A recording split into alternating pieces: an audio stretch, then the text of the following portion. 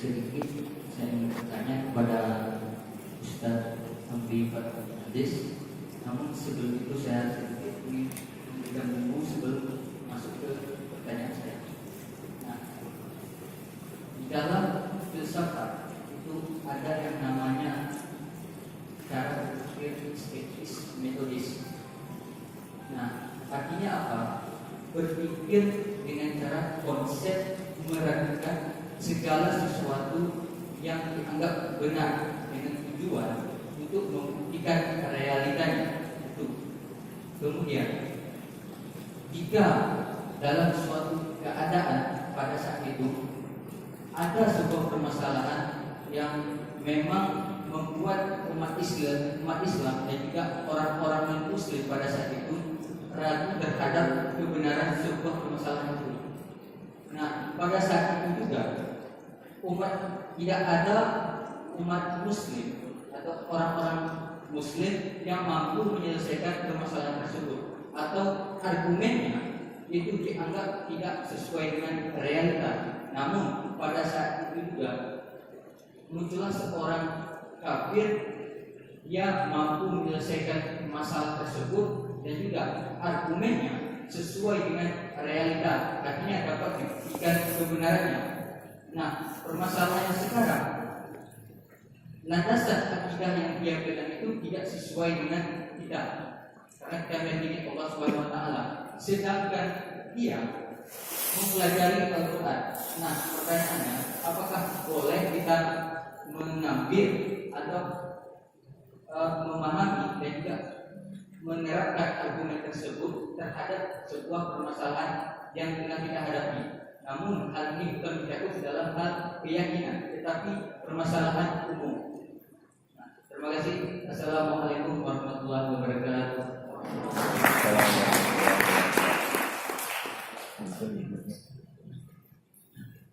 Baik, penanya selanjutnya silakan. Yang laki-lakinya satu orang lagi. Bismillahirrahmanirrahim. Assalamualaikum warahmatullahi wabarakatuh. Terima kasih sebelumnya kepada moderator dan kedua pemateri kita. Ini mungkin saya tujukan kepada kedua ustaz. Saya menggarisbawahi apa yang dikatakan pemateri pertama kita, bahwasanya masalah akidah ini tidak bisa ditoleransi.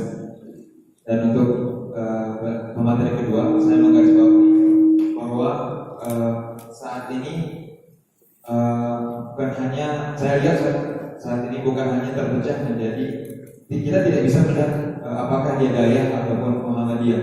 Namun saat ini sudah muncul banyak pemahaman yang statement yang memisahkan diri. Jadi yang pertanyaan saya Ustaz, yang pertama adalah siapakah salafus saleh?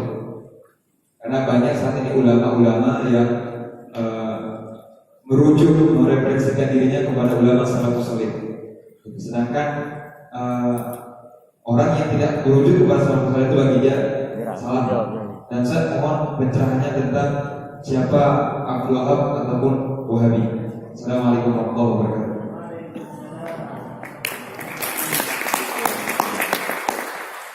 Baik, terima kasih pada penanya yang kedua. Baik, kita beralih kepada yang akhwatnya, 3 pertanyaan. Boleh langsung mengatakan agar panitia, ya, silakan. Assalamualaikum warahmatullahi wabarakatuh. Nama saya Nadia Devia dari Prodi Ekonomi Islam. Ustaz, saya ingin bertanya kepada Ustaz Awal Zikri, berbicara tentang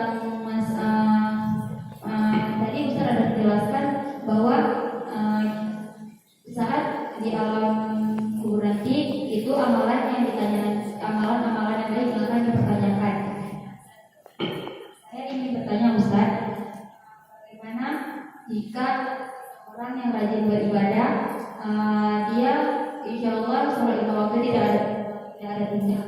Namun bagaimana jika di dalam hatinya itu masih ada dendam kepada orang itu, apakah amalannya diterima oleh Allah atau tidak Ustaz? Sekian, terima kasih. Boleh dijelaskan sedikit Ustaznya? agak terputus yang pertanyaannya tadi. Sholat itu mencegah ketidaksukaan. Yang saya ingin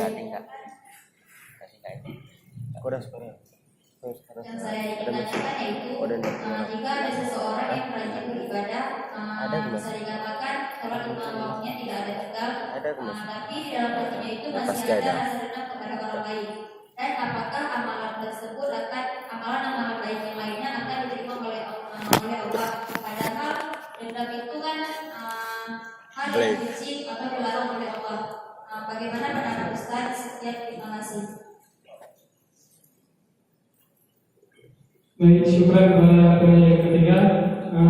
Penanya selanjutnya yang keempat, silakan. Assalamualaikum warahmatullahi wabarakatuh. Nama saya Uli Jayati. Saya bertanya kepada Ustaz dari topik saya yang hormati. Jadi begini kan, kalau kita bicara undang-undang yang ini, kalau saya ada Islam itu di offside. Tapi ketika kita udah masuk Islam ini, kita dihadapi problematika baru di mana Islam itu kan banyak ideologi-ideologinya, ada Medina, Syari, Masjid dan lain sebagainya, bahkan ada yang kelompok yang mengenai diri sebagai Wahabi atau kelompok lainnya. Nah, ini saya tanyakan Ustaz, bagaimana cara kita dalam menentukan akidah yang benar dan memang akidah itu memang pantas untuk kita yakini. Dan karena kalau kita dalam satu yang masuk juga yaitu yang memang melihat sunnah Rasulullah. Tapi kok kita lihat semua akidah kita tadi Asy'ari, Maturidi, Wahabi, semuanya menjadi diri saja. Jadi bagaimana bagaimana kita menentukan akidah yang benar? Yang bertanya orang ketiga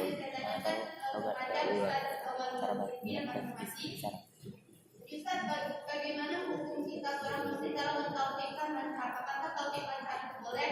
Jika boleh, dalam konteks seperti apa yang boleh kita tauhidkan manhaj? Jika tak boleh, kenapa Ustaz? Jika sekian pertanyaan saya, Assalamualaikum warahmatullahi wabarakatuh. Dan untuk sesi ini yang terakhir, pertanyaan yang kelima, silakan. Assalamualaikum warahmatullahi wabarakatuh. Nama saya Intan, saya ingin bertanya kepada Ustaz Awal Fitri, yang mana pertanyaan itu, mengapa tidak Islam muncul aliran-aliran seperti Wahabi, Al-Sunnah wal Jamaah dan Muhammadiyah? Adakah landasan filsafat khusus yang membuat kita munculnya aliran-aliran tersebut? Dan mengapa kita harus ikut bermasalah?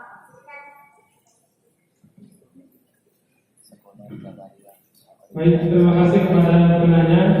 Insya Allah akan dijawab oleh ahlinya sekarang. Kepada Ustaz, silakan. Yang pertama akan dijawab oleh Ustaz Andi Fakih.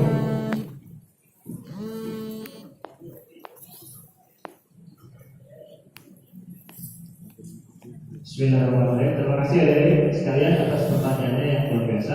Saya ingin pertanyaan yang lebih dahsyat lagi daripada ini di sesi yang kedua. Ya. Sesi yang pertama adalah tadi ya, dalam filsafat ada ya, kita anggaplah filsafatnya ada lipat ketika dia mencoba untuk meragukan segala hal yang selama ini diyakini yang kita di sini kan juga adalah filsafat skeptis dari para radikal. Nah, jadi kalau seandainya dalam masalah akidah kita juga istilahnya bisa meragukan hal-hal yang memang selama ini kita yakini. Apakah sah? Misalkan ini ya, saya buat perumpamaan lain. Sah tidak kita meragukan yang itu? Orang yang ragu artinya dia belum yakin. Orang yang sudah yakin tidak perlu untuk meragukan, itu bodoh namanya. Saya sudah yakin, untuk apa saya ragukan lagi? Mestilah keraguan itu dimulai sebelum keyakinan. Nah sekarang kalau ada orang yang misalkan dengan coba untuk meragukan kembali apa yang sudah dia yakini, tapi sebagai metode saja manhaji, sifatnya adalah lebih kepada metodis, ya, mengajarkan orang lain untuk sampai kepada keyakinan, maka sebenarnya dia tidak keluar dari keyakinan, tapi hanya mengajarkan bagaimana keyakinan saya sampai ke tahap ini. Itu yang dibuat oleh Imam Al-Ghazali juga dulu.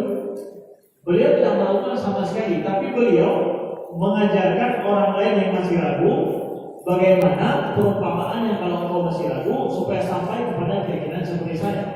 Beliau sama sekali tidak keluar daripada keyakinan, tetapi mengajarkan bagaimana kita bersikap kalau ada orang yang masih ragu, dengan jalan itu dia sampai kepada sebuah keyakinan.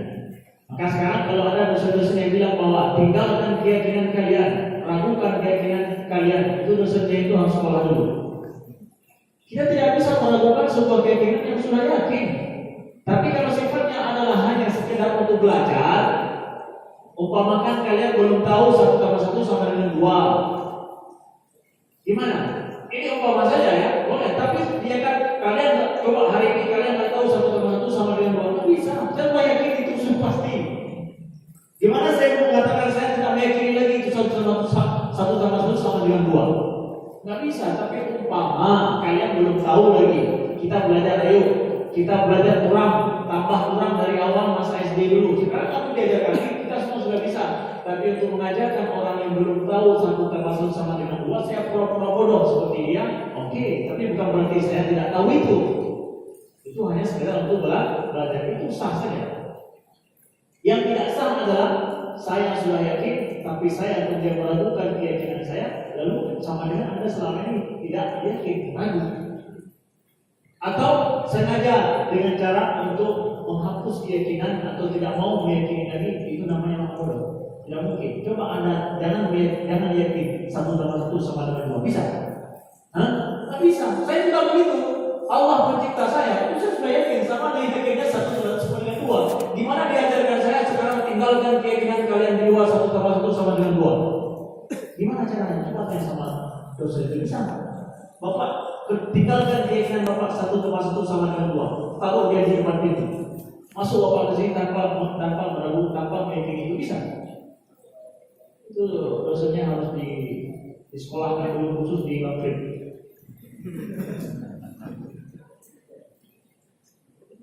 Lalu kalau ada misalkan masalahnya bukan masalah akidah Ustaz, tapi masalah apa? Masalah ilmu pengetahuan, masalah sains.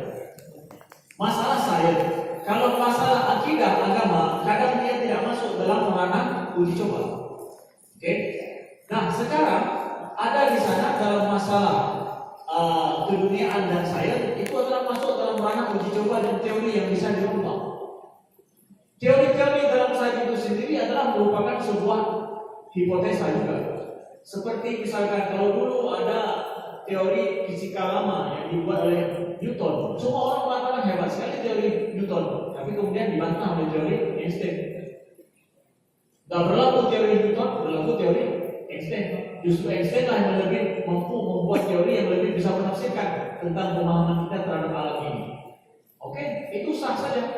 Saya percaya dengan teori Einstein, boleh. Saya percaya dengan teori dia karena apa? Penafsiran Einstein terhadap alam ini jauh lebih sesuai dengan uji coba, ya, daripada teori yang lain. Boleh, kenapa tidak? Kalau yang sifatnya uji coba, tidak masalah. Saya percaya kepada perkataan orang kafir selama itu lebih realistis dan bisa diuji coba kebenarannya, tidak masalah. Banyak kok masalah sekarang. Teori ekonomi kita juga yang kita belajar adalah teori ekonomi kapitalis. Misalkan saya percaya ekonomi kapitalis dari sisi apa begitu berguna dan untung, tapi dari sisi yang lain saya lihat bahwa dia banyak sekali hal yang sangat merusak daripada teori kapitalis ini. Itu bisa. Saya ingin membuat teori bantahan terhadap kapitalis, silakan buat teori yang lain yang itu nampak lebih real dan berguna di dalam perekonomian. Silakan, kenapa tidak? Yang namanya uji coba kembali kepada sesuatu yang sifatnya bisa diuji, bisa kita verifikasi, silakan. Yang lebih real anggap dan ambil, itu tidak masalah, tidak ada salahnya. Adakah nanti dia bertentangan dengan Islam dan yang lain? Kalau yang namanya sifatnya uji coba, tidak ada yang bertentangan dengan Islam. Tidak ada yang bertentangan dengan Islam. Karena suatu ketika Nabi SAW ada seorang sahabat riwayat yang sahih ini. Seorang sahabat bilang kepada Nabi, ya Rasulullah, kawanku sakit perut. Kata Nabi SAW, Istihi asalan, kasih dia madu, kata Nabi. Udah, lalu kemudian setelah itu dikasih sama kawannya itu yang sedang sakit perut madu. Kemudian besok pergi lagi kepada Nabi Shallallahu Alaihi Wasallam, ya Rasulullah, sudah dia minum madu, tetapi masih juga dia sakit perut. Lalu kata Nabi, istihi asalan, kasih dia madu, kasih lagi madu. Besok datang lagi kepada Nabi, ya Rasulullah, masih dia sakit perut. Kata Nabi Shallallahu Alaihi Wasallam, sadaqallah wa kadzdzaba batnu akhik. Allah Maha benar. Kenapa Allah katakan bahwa fihi syifa'un linnas, madu itu ada obat bagi manusia. Itu jelas itu firman Allah, madu itu obat. Tapi tak menyembuhkan wahai Nabi. Kata Nabi, Allah Maha benar, yang bohong itu perut daripada saudara itu. Allah pasti benar karena madu itu menyembuhkan. Yang masih bohong itu siapa? Yang bohong itu perut daripada saudaranya. Kata Nabi, kasih dia madu. Esok dikasih sekali lagi, ternyata sembuh betul.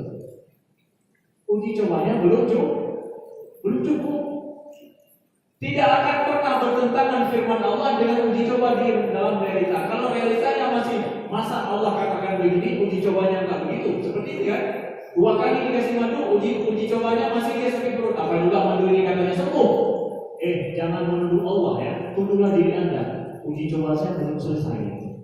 Uji cobanya belum cukup. Nah, inilah ilmu pengetahuan. Jangan kemudian dipertentangkan ilmu pengetahuan saya dengan agama. Oh, katanya agama begini, tapi dalam sayanya begitu. Itu baru tingkat teori Anda, baru tingkat uji coba Anda, belum selesai lagi uji coba itu. Gitu ya, bisa dipahami adanya. Baik. Selanjutnya pertanyaan tentang siapa sih para salafus saleh? Para salafus saleh itu adalah mereka yang merupakan orang-orang terbaik, ya. Orang-orang yang beriman dan taat kepada Allah, yang hidup pada 3 abad yang pertama. Para sahabat Nabi, kemudian para tabi'in dan para tabi'in itu mereka adalah para salafus saleh yang mereka beriman dan taat pada Allah. Ada di sana para salafus saleh, ada juga bukan saleh ya, tapi saleh. Para orang-orang pendahulu, tapi pendahulu itu orang-orang jahat yang mengakui dirinya nabi setelah Nabi Muhammad, ada tidak? Ada. Nabi palsu setelah Nabi Muhammad ada, tapi mereka hidup pada masa-masa tabi'in juga ada. Ada di sana orang Qadariyah, orang Jabariyah, ya, yang pada masa Umar bin Khattab radhiyallahu anhu banyak juga orang-orang yang dihukum oleh Allah gara-gara pikiran mereka yang salah. Ada. Jadi para salafus saleh yang mana? Mereka adalah yang hidup 3 abad pertama, enggak semua, tapi mereka yang alim, mereka yang paham akan agama dan taat pada Allah, dan ikut sebagaimana para sahabat yang sebelum mereka. Karena ada di sana orang yang mereka hidup sesama dengan para sahabat, tapi nggak beriman dengan Nabi.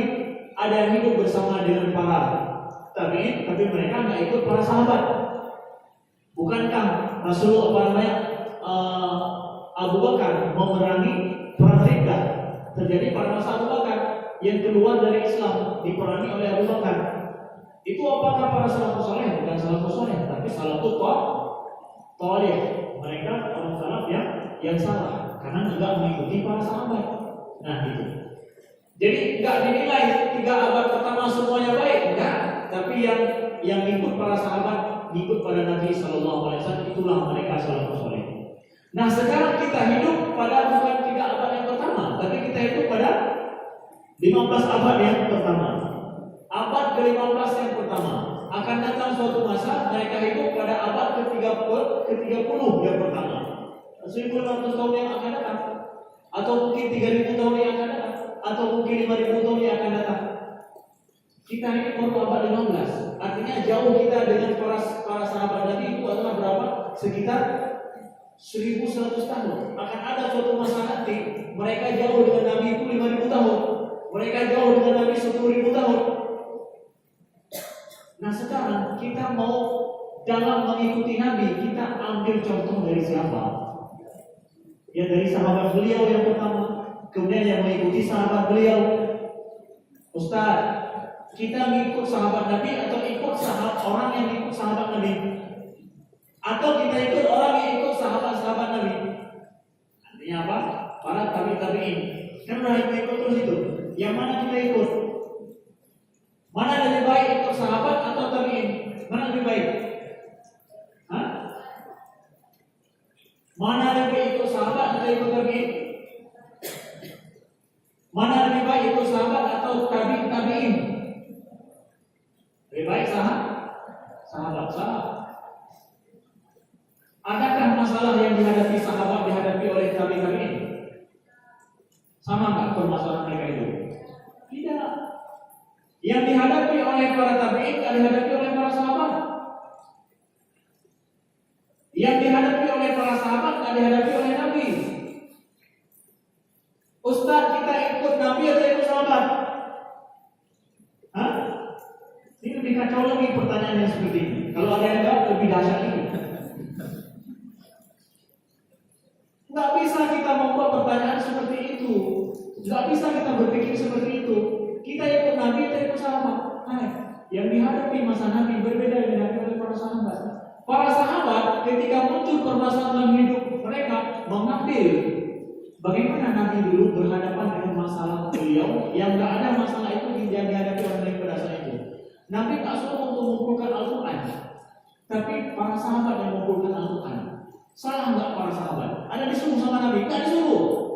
Nggak ada yang nggak disuruh sama Nabi tulis Al-Quran itu kumpulkan menjadi satu buku. Nggak ada. Tapi para sahabat mengumpulkannya. Bid'ah. Nabi aja nggak nyuruh kalian buat. Masalah yang dihadapi sahabat nggak sama dengan masalah pada masa Nabi. Kemudian masalah para tabi'in, para sahabat sudah tidak ada, muncul para tabi'in. Masalah pada saat itu, pada saat mereka nggak sama dengan masalah para tabi'in dulu. Nah sekarang bagaimana kaidah-kaidah yang ada pada masa sahabat itu dipakai dalam kehidupan mereka? Maka saya perlu belajar pada sahabat Nabi. Saya perlu belajar pada para tabi'in dulu bagaimana mereka menyelesaikan masalah mereka yang hidup pada zaman mereka hidup dengan mengambil kaidah-kaidah Islam. Nah sekarang yang kita hadapi hari ini dihadapi oleh para sahabat tidak? Masalah lagi. Yang pada abad ketiga itu pada saat di mana banyak sekali sekte muncul. Sekte Syiah menjadi kuat, sekte Murji'ah, kemudian sekte Mu'tazilah di situ ya. Kemudian sekte Khawarij di situ muncul, semua itu tak ada pada masa sahabat. Tapi ada pada masa tabi'in. Gimana kita perlu kepada para pakar, para ulama-ulama yang hidup pada masa tabi'in dan setelah tabi'in setiap masa itu yang mereka menyelesaikan masalah mereka pada saat itu sesuai dengan koridor Quran dan Sunnah mengikut para sahabat. Hari ini kita ada masalah dalam hidup kita tak dihadapi oleh orang-orang dulu, maka kita perlu kepada alim ulama yang memegang Quran dan Sunnah menyelesaikan masalah kita hari ini.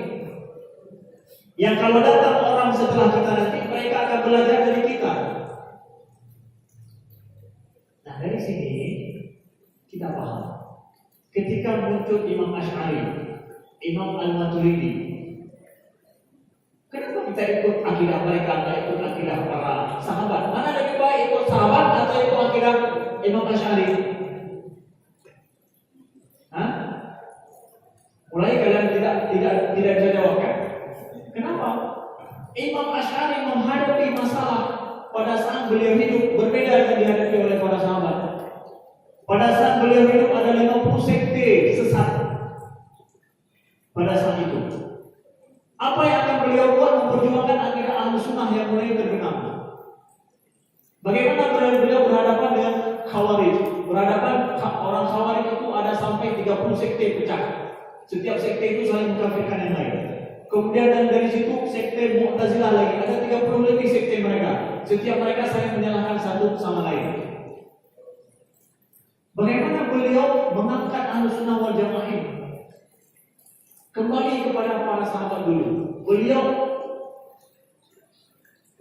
menyelesaikan, memberikan solusi tentang masalah pada saat akidah, masalah akidah pada masa hidup beliau itu.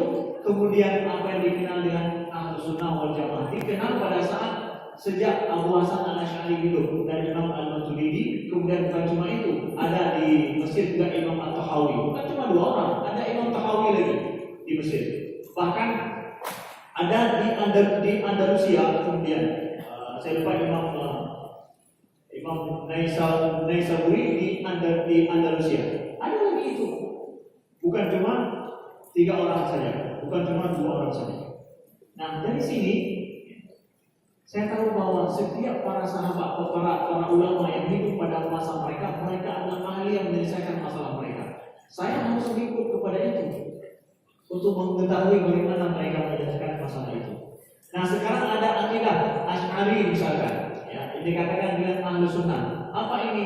Itu adalah akidah yang selamat daripada akidah-akidah yang sesat yang hidup yang banyak menjauh pada saat itu. Makanya setelah Imam Asy'ari datang, semua akidah-akidah sesat orang Mu'tazilah lenyap semuanya. Orang-orang Syiah kalah dengan apa? Dengan argumen beliau. Kemudian sekte-sekte sesat yang lain kalah dengan argumen beliau.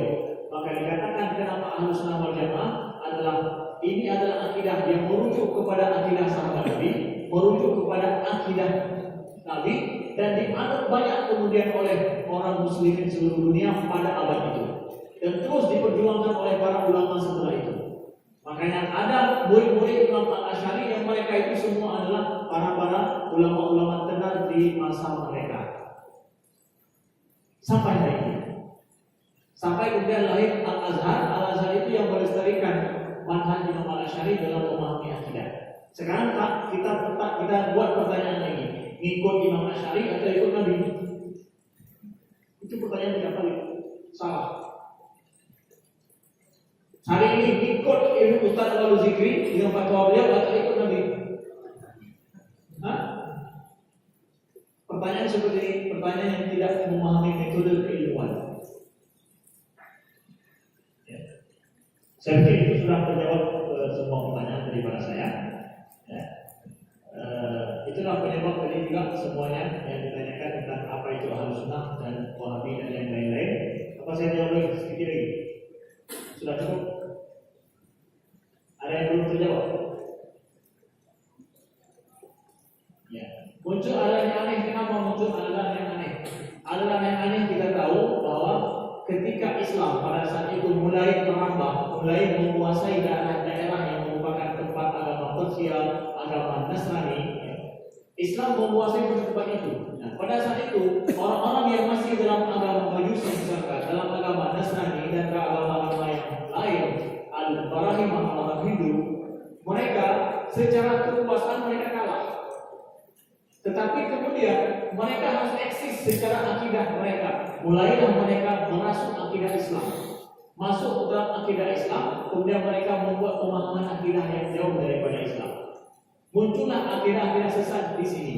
Gara-gara apa? Ada pemahaman agama-agama yang lain yang dikalahkan oleh Islam, yang kemudian mereka ingin eksis, kemudian mereka membuat pemahaman yang lain yang tidak dekat dengan Islam tapi menyimpang daripada Islam. Tuhan itu ada. Tuhan itu kemudian menurunkan wahyu, tapi diturunkan wahyu bukan kepada Nabi Muhammad, tapi kepada yang lain. Kemudian mereka bilang lagi bahwa wahyu itu bukan cuma Nabi yang bisa dapat, lebah juga bisa dapat wahyu, karena Allah mengatakan bahwa auhayna ila nahli, kami wahyukan kepada lebah. Nah, lebah juga bisa dapat wahyu. Lebah saya bisa dapat, masa saya tidak bisa dapat wahyu? Nah, mulailah muncul permasalahan seperti itu. Makanya sekarang supaya kita terselamatkan daripada pemahaman yang menyimpang, yang ngawur begitu, gimana caranya? Ngikut siapa? Ngikut Nabi atau ikut ulama? Nah, ini kan pertanyaannya. Ngikut ulama, ikut Nabi. Nah, ulama yang ikut Nabi, nah, mereka tahu metode bagaimana menyelesaikan masalah dalam hidup mereka sesuai dengan koridor Quran dan Sunnah. Ya, sekian, terima kasih. Selanjutnya akan ditambahkan dan akan dijawab oleh Ustaz Al-Zikri. Kepada Ustaz dipersilakan. Sudah. Dari sekian banyak pertanyaan, ada 3 hal yang penting untuk saya sampaikan, untuk saya jawab. Namun sebelumnya saya perlu jelaskan dulu bahwasanya yang saya sampaikan tadi bahwasanya ada ikhtilaf, ada khilaf, ya khilaf itu kecil, ikhtilaf itu tidak bisa dipungkiri. Adanya perbedaan, yang perbedaannya dalam rangka ukhuwah Islam ya, perbedaan variasi itu namanya ikhtilaf, itu tidak bisa kita pungkiri. Kenapa? Karena rambut boleh sama hitam, tapi pikiran belum tentu sama. Hati siapa yang tahu? Ada sebuah logo ketika kita penafsiran, masing-masing kita melihat logo tersebut, tapi yang satu akan mengatakan begini, yang satu akan mengatakan begini. Jadi ikhtilaf tidak bisa dipungkiri. Ikhtilaf itu adalah keragaman. Ikhtilaf sudah terjadi di masa Rasulullah SAW. Ikhtilaf terjadi di kalangan sahabat. Ikhtilaf terjadi di kalangan para ulama. Ikhtilaf terjadi bahkan di kalangan Nabi dan Rasul. Bahkan lebih dahsyat lagi bisa kita katakan ikhtilaf terjadi di kalangan para malaikat. Ini kalau kita kaji, masya Allah, luar biasa. Bisa Ustaz malaikat ikhtilaf. Pernah dengar hadis yang diriwayatkan oleh Imam Al-Bukhari tentang seseorang pada masa Bani Israel yang membunuh 99 jiwa. Lalu dia datangi orang yang paling abid masa itu. Wahai Tuan Abid, saya mau bertobat. Apa dosa kamu? Saya telah membunuh 99 jiwa. Keluar kamu dari tempat ibadah saya. Karena kalau datang ke Anda bukan kamu saya, kena saya. Kecewa, sangat kecewa orang tersebut. Mau meniti jalan baik kok diputus asakan. Akhirnya sang pemuda membunuh sang adik karena frustasi. Berapa yang dibunuh? 100 jiwa. Namun Allah Subhanahu wa taala itu memberikan hidayah kepada orang tersebut sehingga orang tersebut kembali cemas dan dia ingin bertaubat. Namun kali ini dia bertanya, mana orang yang paling alim? Bukan orang yang paling alim, tapi orang yang paling alim. Lalu ditunjukkanlah kepada seorang ulama pada masa Bani Israil tersebut. Dia datang, wahai Tuan Syekh, saya ingin bertaubat. Apa yang mengatakan kamu untuk bertaubat? Namun wahai Tuan Syekh, dosa saya terlalu besar. Apakah dosa kamu sebesar bumi dan seluruh isinya? Kalau dosa kamu sebesar bumi dan seluruh isinya, ketahuilah sesungguhnya maghfirah dari Allah Subhanahu wa taala seluas langit dan isinya. Namun wahai anak-anak, kalau kamu bertaubat, kamu harus tinggalkan kebaikan kamu. Karena di sini banyak komunitas yang tidak bagus. Ini juga hadis yang menunjukkan pentingnya memilih sahabat, memilih komunitas. Pergilah kamu ke negeri sana. Di sana banyak orang-orang saleh beribadah dengan mereka. Ya, saudara-saudariku, laki-laki yang saleh carilah sahabat akrab yang saleh. Teman-teman